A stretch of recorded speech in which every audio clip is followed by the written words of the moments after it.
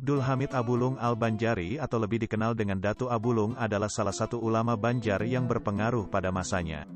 Ia adalah ulama yang pernah menggemparkan Kalimantan dengan paham Wahdatul Wujud. Ia dihukum mati oleh keputusan Sultan Tahmidillah, atas pertimbangan Syekh Muhammad Arsyad Al-Banjari yang waktu itu menjabat sebagai mufti besar. Pada masa Kesultanan Banjar diperintah oleh Sultan Tahlilullah, ia dan Syekh Muhammad Arsyad Al-Banjari diberangkatkan oleh Kesultanan Banjar untuk menuntut ilmu dengan biaya kerajaan ke Tanah Suci Mekah.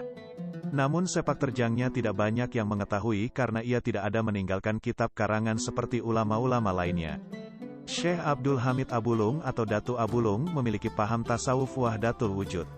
Pandangan tasawuf yang dianutnya dipengaruhi aliran Ittihad Abu Yazid Al-Bustami dan Al-Halaj yang masuk ke Indonesia melalui Hamzah Fansuri, Syamsuddin Al-Sumatrani dan Syekh Siti Jenar. Kesempatan Syekh Abdul Hamid dalam mengembangkan ajaran wujudiyah mulai mendapatkan sandungan ketika tersiar sampai ke telinga Sultan Tahmidillah dan Syekh Muhammad Arsyad Al-Banjari bahwa ajaran yang dibawanya dianggap meresahkan masyarakat.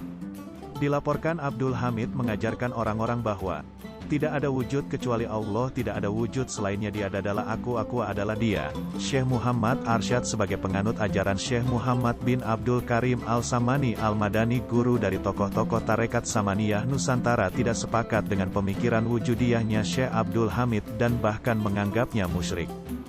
Akibat dari pemikirannya, Syekh Abdul Hamid Abulung berakhir hidupnya di tangan para algojo Kesultanan Banjar. Ia dihukum mati oleh keputusan Sultan Tahmidillah, atas pertimbangan Syekh Muhammad Arsyad, yang waktu itu menjabat sebagai mufti besar. Ia dimakamkan di Kampung Abulung, Sungai Batang, Martapura. Masa itulah muncul karomah Datu Abulung.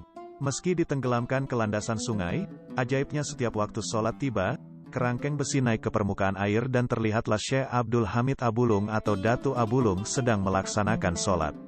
Setelah sholatnya habis, kerangkeng itu pun tenggelam lagi. Hal itu terjadi berulang-ulang. Demikian itu populer dalam kisah rakyat Banjar.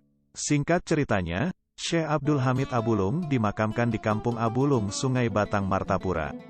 Setelah itu, Sultan Tahmidullah II yang memerintah periode tahun 1761 sampai tahun 1801 membangun Masjid Jami Syekh Abdul Hamid Abulung sebagai bentuk penebusan dosa karena telah memerintahkan para algojo raja untuk mengeksekusi Datu Abulung. Syekh Abdul Hamid Abulung dinilai kering karya, karena hingga saat ini hanya ada beberapa fragmen yang menyiratkan pandangan Syekh Abdul Hamid mengenai tasawuf yang bisa dilacak, dan itu pun sangat terbatas. Di Kalimantan Selatan sendiri, sekarang ada sebuah karya yang disinyalir kepunyaan Syekh Abdul Hamid. Naskah itu berisi tentang pandangan tasawuf wujudiyah mulhid, berupa pembahasan mengenai asal kejadian Nur Muhammad. Namun tidak diketahui nama ulama Banjar yang menulis karya tersebut.